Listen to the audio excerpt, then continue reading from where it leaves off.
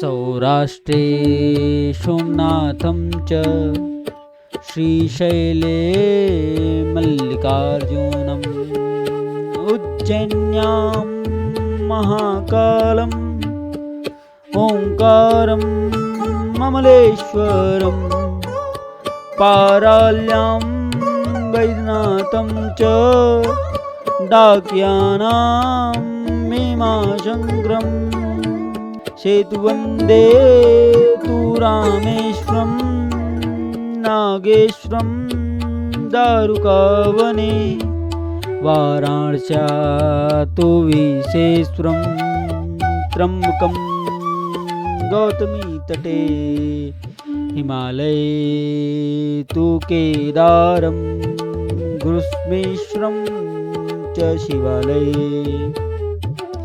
Aitana ज्योतिर्लिङ्गानि छायाप्रतापठन्नरः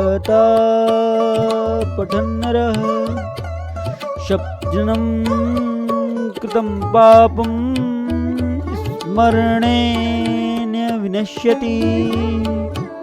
ॐ नमः पार्वतीपते शिव हर हर हर महादेव।